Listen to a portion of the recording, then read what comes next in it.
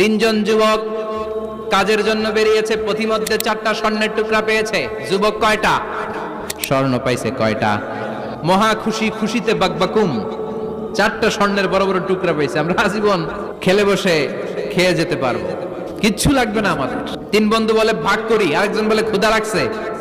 একজন যা বাজার থেকে রুটি কিনে নিয়ে আয়, খাওয়ার পরে ভাগ করবো। একজন রুটি কিনতে গেল, শয়তান 2টারে বুঝায়, ওইটারে মারতে পারলে এক ভাগ বটোয়ারা সহজ হবে। তোরা 2 জন স্বর্ণ 4টা, তুই নিবি 2টা, ও নিবে 2টা। হিসাব সহজ না? 2 বন্ধু প্ল্যান করছে, ওইটারে মাইরা তুই 2টা আমি 2টা। যেটা রুটি আনতে গেছে প্ল্যান করেছে রুটির মধ্যে বিষ মিশায় নেই, তাহলে বিষ খাওয়া রুটি খেয়ে ওই 2টা সে সব পাবে, আমি পাবো। ভাগাভাগির কিছু নাই, সব যাবে আমার কাছে।